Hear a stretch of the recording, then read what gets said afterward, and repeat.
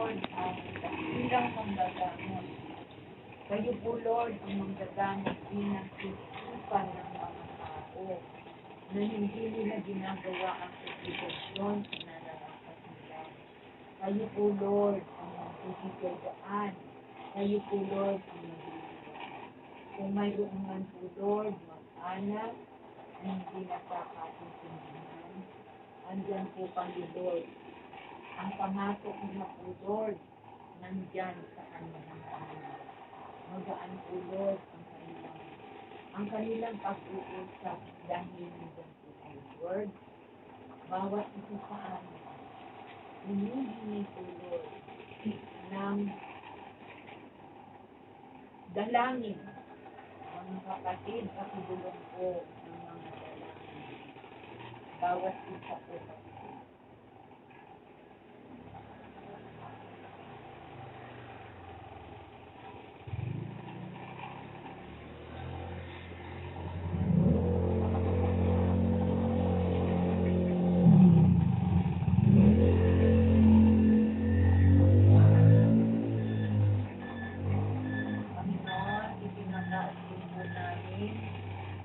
bawat pamilya, kung ano man po, Lord, ang kahilingan nila, Lord, ipiniklaim po namin na ito po mangyayari. Ayon sa iyong kalooban po, Panginoon, maghihintay po kami, Lord, hindi po kami. Itinataas ko po, Lord, ang mga bago namin kasamahan at dati namin kasamahan na maghingas ang pagmamahal sa inyo. Itinataas ko din po, Lord, ang pamilya ng kumari ko, si Marie. Yan po ay estudyante ko, Lord. Yung anak niya, si Marie. Lord, tutusin mo po sila, Lord. Tutusin mo po, Lord, ang kanilang pangangailangan. Iniiwan namin sa tahanan ito ang pamasok na inyong sinasabi po, Lord. Kayo po, Lord, mag-aalala sa kanila, sa pagdarasal, pagsimba, kahit po, Lord, sa kanilang nalang po, Panginoon, wala po kami ibang hangarin. Hindi po, Lord, ang pilihan na sinamahali ay mapalapit sa bawat tahanan. Ang kanyang mga anghel, dahil may hukbo ng anghel si Mama Mary, bawat isa sa amin, sasamahan po kami ng iyong anghel. Sa pamamagitan po ng iyong anak, si Kuya Jesus, na aming kapatid, siya po ang aming Panginoon, kasama ang Espiritu Santo na walang hanggan. Ito po ang aming samit dalangin sa araw na ito. Maraming salamat. Alam ko man magagawa ang Diyos. Alam ko man magagawa ang Diyos. Kung ako'y magtatapat sa Kanya'y maglilingkod, alam ko may magagawa ang Diyos. Napakahalaga ng at para sa kaalaman, ang pera po na hinuhulog natin, wala itong amount.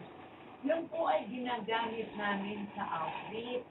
Tumutulong kami sa bahay ampunan.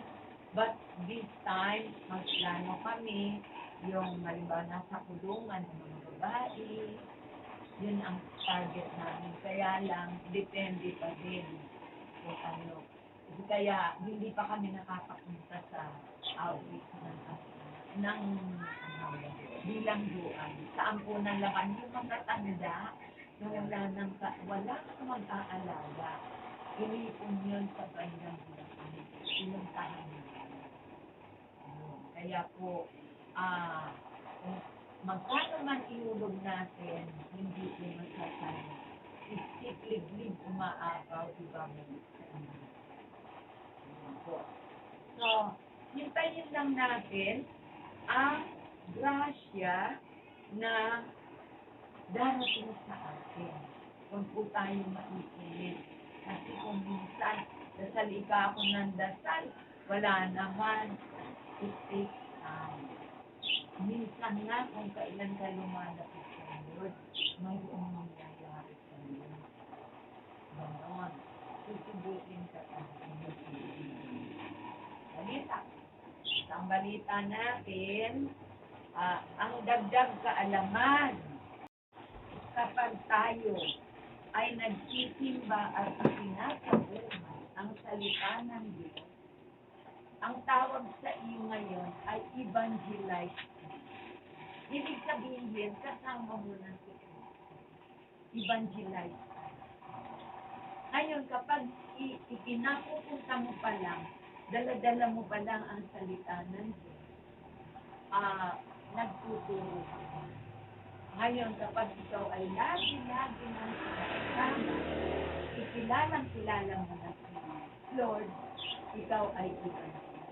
Pero, hindi ka kaagad mai-evangelize pag hindi mo ganap nakilala si Lord.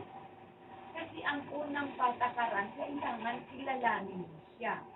Sino ba talaga siya? Kung natatandaan niyo ang dinadasal ko after nung nandito si Lord, yung sinasabi kong pagpiling natin si Lord.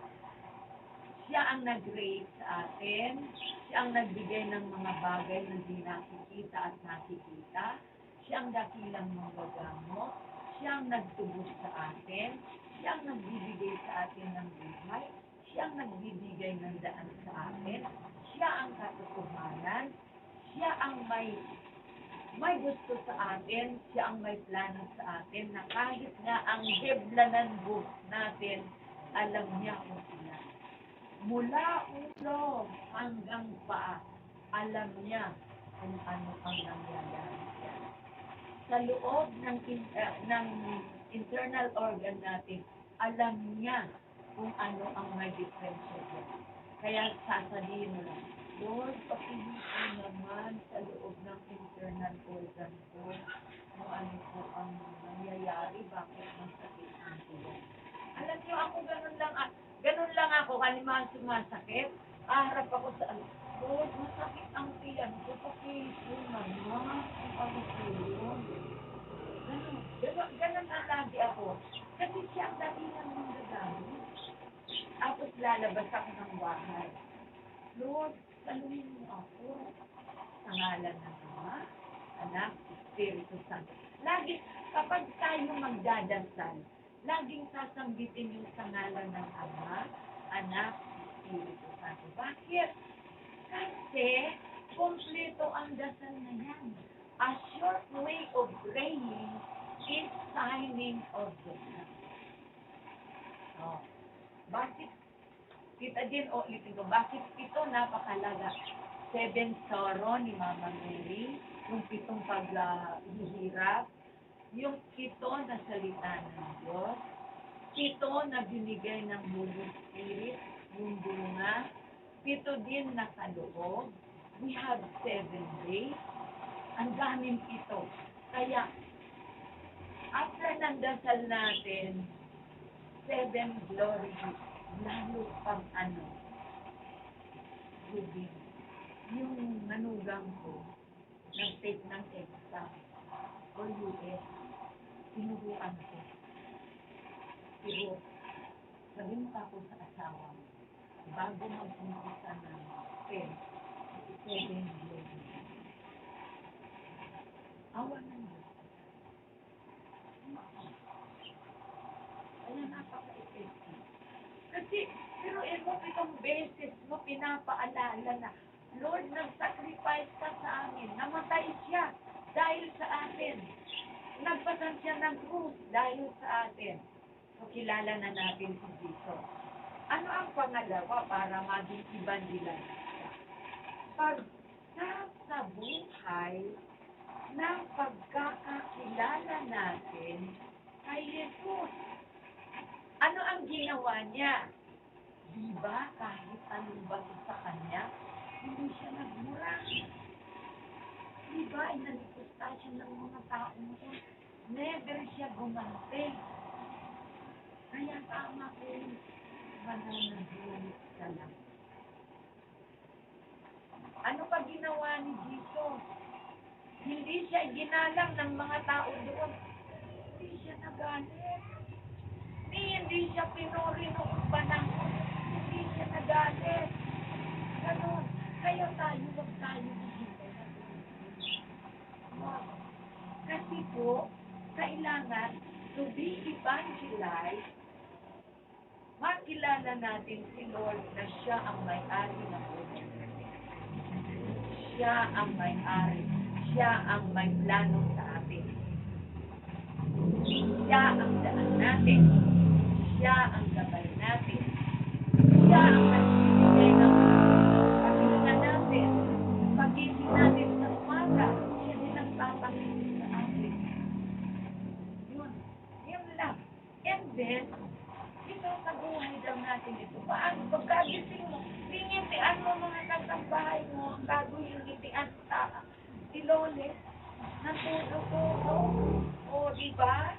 O, ngitian mo si Bunso. Kahit sa problemado ka na, ngitian mo pa rin. Kasi, ganun din ang ginawa ni Lord. O, nakilala na natin siya. Mababang kalooban. Walang pinipili. No discrimination. Oh, kahit ano pa man, papasukin ka niya.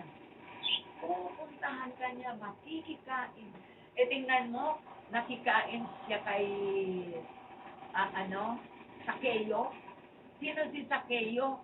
Siya yung na makasalanan na tax collector.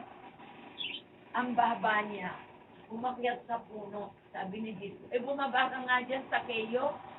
Noon pa man, nakikita kita, umaakyat ka, bumaba ka, makikikain ako sa inyo. Kaya yung mga tao galit kay Jesus, bakit? Nakikikain ikaw sa makasalanan. Kaya, hindi natin pinipilit sa may kasalanan niya, sa problema yan sa bipunan. May kaibigan natin. Kasi yun ang dapat. Yun ang pagsasabuhay at pagkikilala kay Jesus. Last, pananagutan ng lahat ng taong may kasalanan.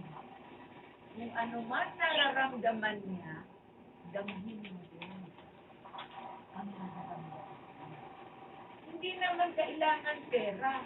Yun bang kumustahin? Kumusta ka na? Ano ba? Kung ano? Yun. Yun ang may pananagutan ka eh.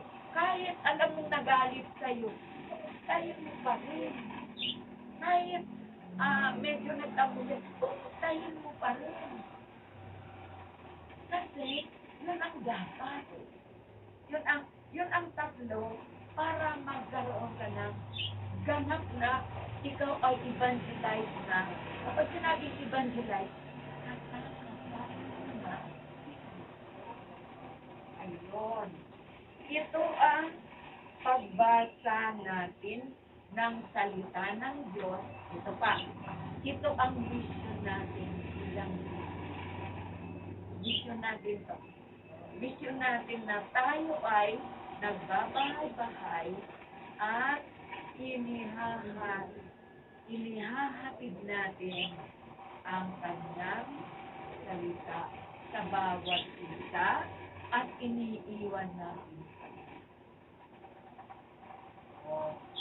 Ngayon, tandaan natin, ang misyon ay dapat makilala natin Jesus na ganap siya na. Yun ang dapat natin. Ganap na ganap. Yun ang pag-aalinlangan.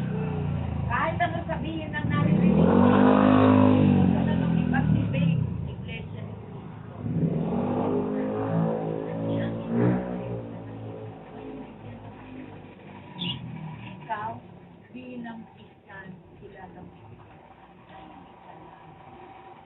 huwag ka padaan. Huwag ka padaan. Number 2, kailangan maisabuhay kung paano siya nakikinig. Oo. Kailangan ito isabuhay mo. Halimbawa, hindi mo kakilala, pero nagkakilala. Ay, tulungan ko na kayo. Sino nakilala? Si Lord nakilala sa buhay mo.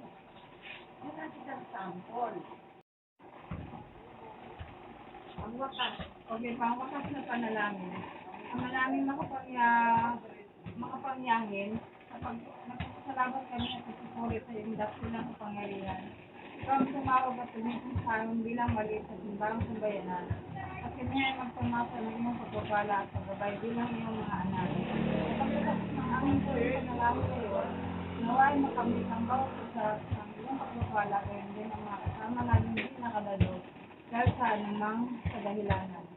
Hiniling namin na patuloy ninyong patatagin ang aming buklod ng bigsi na kami lalong maging matigasin at tiyaga sa pagkatuloy nito. Hiniling namin na maisagawa namin ang aming tubong pagkilos na siyang ipangukita ng aming malasakit at pananagutan para sa aming kapwa. At kami ay makaganap sa aming tungkulin bilang mga alagad nito. Kapag dalangin ng mahal na Birheng Maria ng Santa Cruz, ang patron ng Pausiay, mga banal ng anghel, kami nawa ay matapat na magpitol at magnilay na iyong banal na salita at magtaguyod na inyong paghahari, magpasawalang hanggan. Amen. Manalangin sa mahal na Santa Cruz. Panginoon ng Kristo, sa Panginoon ng Kristo,